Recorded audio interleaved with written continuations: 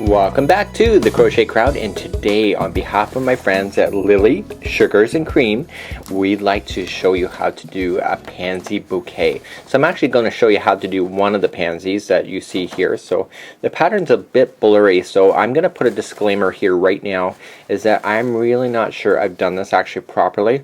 So I'm going to show you my example because my example looks different than what it does in the picture, but I followed it as best as I could. And so my flower here looks three-dimensional.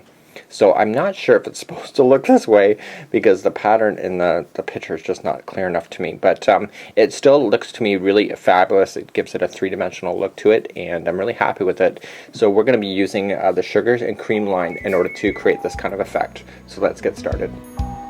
So we're actually going to use two colors in this particular idea. So what we're going to do is just use your foundation color, okay, which will be the center. If I turn it over, it'll be your center color, and then we'll transition to the next, and then we'll bring it back to give it thing. So in actual fact, I've gone an extra step on this one, like I have with the rest of my flowers, to create a three-dimensional effect. And that three-dimensional effect is really, it turns an amazing pattern into a super ultra amazing pattern, just like we've seen with the other flowers that we've been working on as well, just by putting an additional layer around the outside to cause it to being three-dimensional. So let's begin to do this pattern, and we are going to start off with our chain. So we're just going to do our slip knot, okay, and just there's slower tutorials available if you want to know how to do that as well. And so slip in your hook, and now we want to chain 4. So 1, 2, 3, and 4. And now we want to bring it into to form the ring. So just into the very first one. Now this one's going to be a little bit tougher to get your fingers wrapped around, but it's it's doable. So just grabbing the material and pulling it through. And now that I used it like the EU shape there, now you know exactly where the center piece is for this bad boy. So let's move along to your next round, and this one's a little bit complicated, so you have to bear with me as we go along.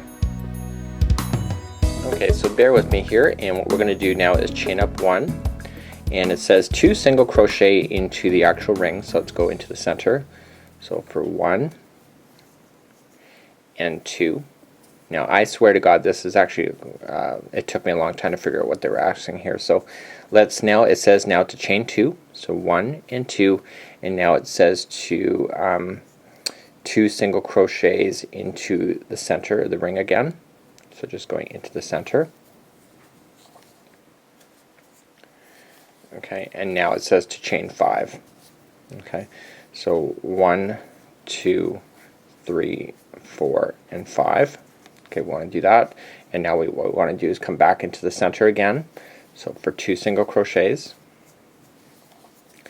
Okay, chaining 2, 1 and 2, and now 2 single crochets again into the ring. So basically we're going in between chaining of 5 and chaining of 2. Okay, so this is now the chaining of 5. 1, 2, 3, 4, and 5. Coming back into the center for chaining of 2 single crochets. And now chain 2, 1 and 2. 2 single crochets back into the ring. Okay, and now because the ring is not, you're going actually into the ring, you can actually move everything around. You'll need to on this one. So 1, 2, 3, 4, and 5, going into the center again for 2 single crochets. So we want actually 5 tips on this because there's 5. So 1, 2, 3. Okay, and now chain 2, 1 and 2, going into the center.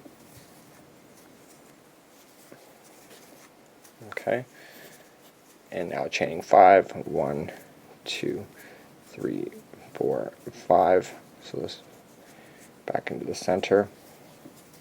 There's a lot going on in the center of this one, which I think is kind of unnormal, but you just got to keep moving stuff around. You're going to find things are going to jam up, and you just got to have a little bit of patience and work with it. So 1 and 2. Okay, so this will be your final. So 2 single crochets and chaining of 5. 1, 2, 3, 4, and 5. And now all we need to do, because we started off with 2 single crochets into the center of the ring in the beginning, all we need to do is slip stitch down in. Okay, on the other ones that we actually did a full stitch in. So you should have 5 points, so 1, 2, 3, 4, and 5. And so what I want you to do now is just change colors, and it does require you to do that in the pattern as well. But if you don't want to, hey, you're the artist, you have to decide what's right for you. And again, just weave it around one of the larger loops of the two. Okay, and there is a purpose for those chaining of 2 areas, because a chaining of 2 is what's causing the center of this to stand up like it does.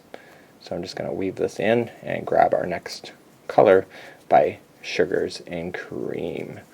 So let's move along to our next area. So everything is adjustable once we get this bad boy going. So grabbing our next yarn, we're going to now do the next rotation. And actually in this pattern, this is the final rotation, but again, I'm going to push you and challenge you to go even further to create a 3-dimensional effect. So now you have what the larger areas is the chaining of 5, and if you remember, we chained 2 in between each of the single crochets that are in between these bad boys. So what I want you to do is slip in your hook in the chaining of 2 area, so right into the actual gap area, not to the actual stitch, and put your material in behind and pull through. And we're just going to fasten this on. Okay, and now it's going to say to chain 2. So 1 and 2, and that counts as a half double crochet, and now it wants you to half double crochet again into the very same spot. Okay, so half double crochet, and now it's asking you to chain 3. So 1, 2, and 3. So this is called a picot, and do you see this one right here? Okay, you want to slip your hook into that one, just like so, grabbing the material, pulling it through and through, and that causes like a picot to kind of stand out of the rest, just like you see on the top there. It's harder to see on that one. And now we want to half double crochet again 2 more times into the actual chaining of 2 spot, and the oh, that was a double crochet, sorry. Let's try that again. So let's go down in, so it's half double in. Okay, and so now it's just telling you to jump now to this area here. So what we need to do is that we need to slip stitch it. Okay, so we're going to slip stitch it with a single crochet, so just wrap it around, pulling it through. Okay, and so now it's asking us to half double crochet. Okay, so we did single, half, and now it's telling us to do 9 double crochets. So this is 1 and 2, 3, 4, 5, 6, 7, 8, and 9. There's lots of stuff going on there, so let's finalize it with a half double crochet, and we're doing that because it makes it smaller and it makes it puff better, and a single crochet. Single. So now we're going to jump to the chaining 2 spot of the next area. So let's go in for a half double crochet into the chaining of 2 spots, so half double, go in there again, so you got 2, and now you want to do the picot, so 1, 2, 3, okay, and now go in there just like so, grab the material, pulling it through and through, and now half double crochet 2 more times for the other side of that idea. It took me a long time to interpret these directions, by the way. So let's start off with your next big. This is the chaining of 5 areas, so this single crochet, half double is your next one, and now we want to do 9 double crochets. So this is considered 1, 2, 3, 4, 5, 6, 7, 8, and 9. Okay, so let's just, you can shift everything, right, because you're just going into the loop itself. Let's secure it for a half double crochet there and finalize it with a single crochet. And again, that brings it all back to a nice looping area, just like you see. And now we're ready for the next chaining of 2 areas. So half double crochet into the actual gap of the chain 2. So 1. So you want 2 of those. You want your picots, so 1, 2, and 3. Okay, going into their area. Okay, and now we're going back in for 2 more half double crochets to finalize. Okay, and now we're ready for the next one. So single crochet, half double, and now 9 double crochets. So this is considered 1, 2, 3, 4, 5, 6, 7, 8, and 9. And let's start finalizing. So a half double crochet to bring that back into sync and finish it with a single crochet. Okay, so let's move on to next. So you can see it's really wavy at this point. So let's half double crochet into the chaining of 2 spot.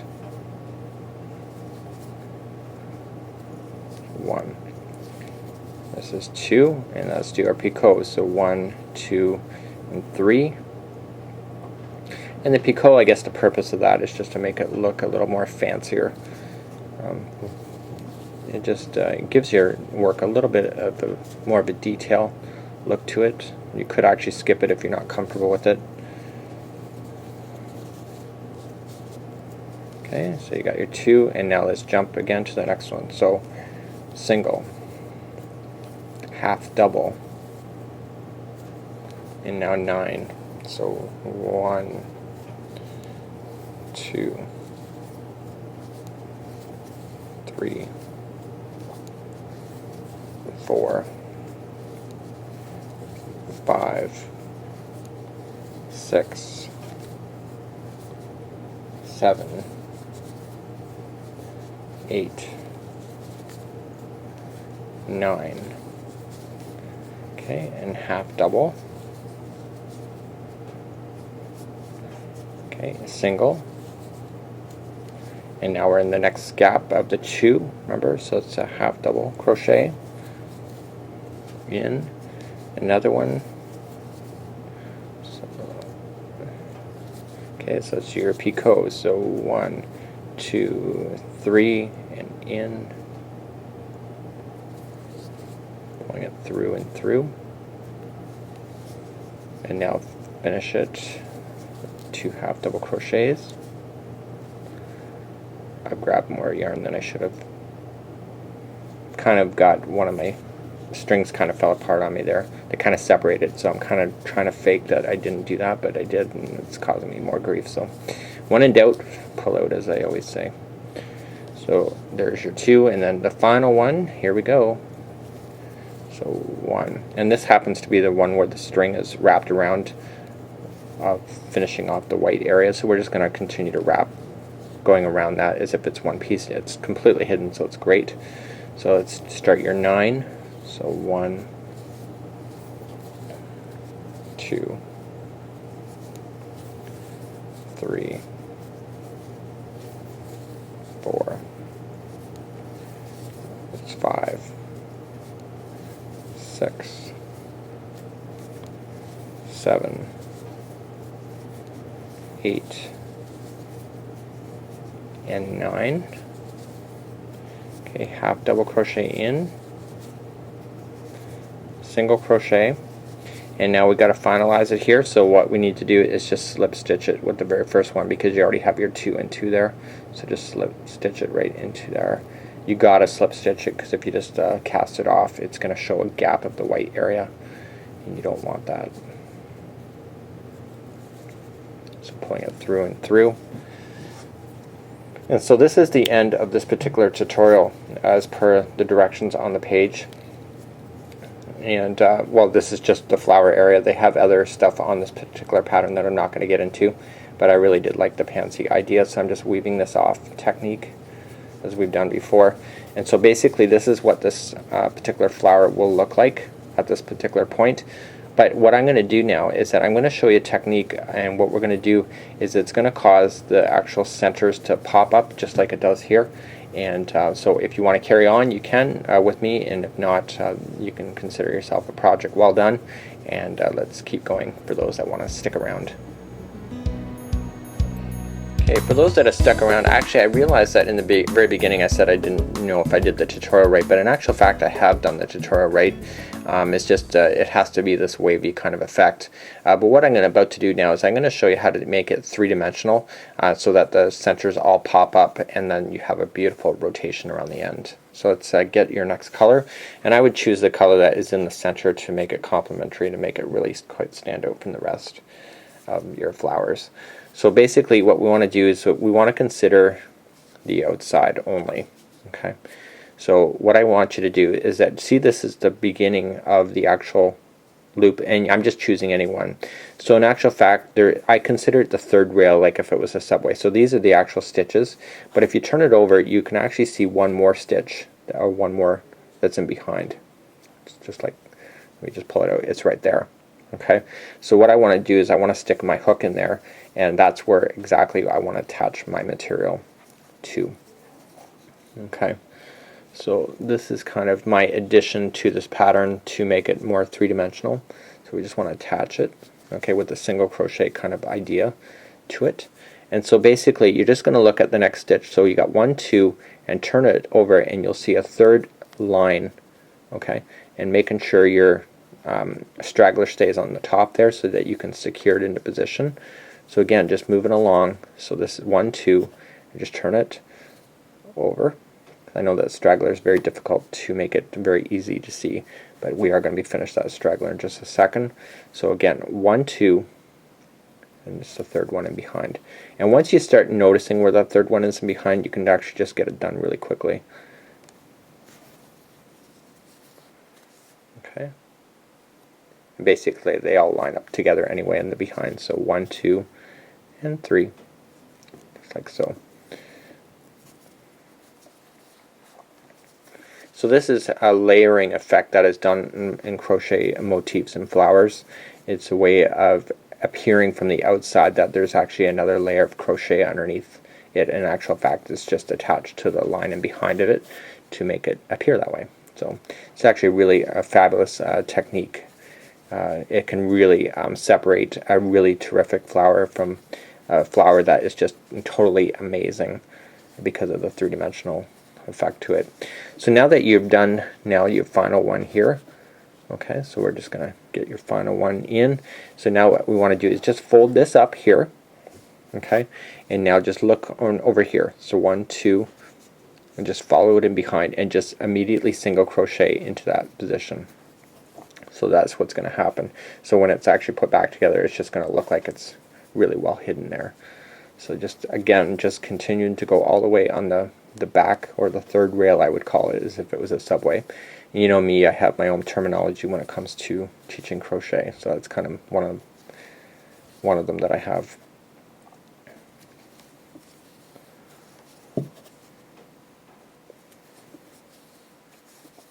So I'm just going to take you to the next petal. There's only 5 petals on this one, which is makes it quicker for you even as well. I found this pattern was kind of difficult to read in the very beginning. It took me a lot of readings in order to understand the picot section of this particular pattern, but once I understood it, it was actually not bad. So again, push it forward and just go over here and get the third one in behind.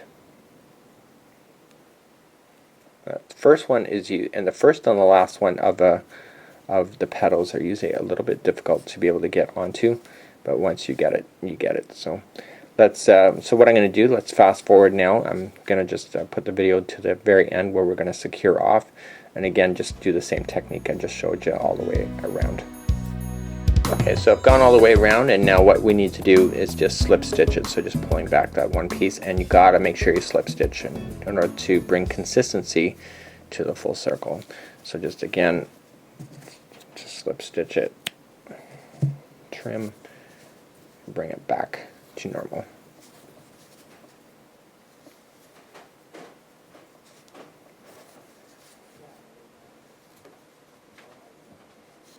Okay, so there you go, and I want to just trim off my loose ends now. At this point, we are now considered done, and voila, once you get it all settled around, oh, there's another one in the back. Okay, so there you go. So this is what you end up with, is a really three-dimensional kind of idea. Really great idea. I think it's actually pretty brilliant. So enjoy, and this is complimentary, and thank you to Lily Sugars and Cream for providing this pattern, for allowing me to share it with you, the viewer, today. So welcome everybody to the Crochet Crowd, and we'll talk to you all real soon. Thanks.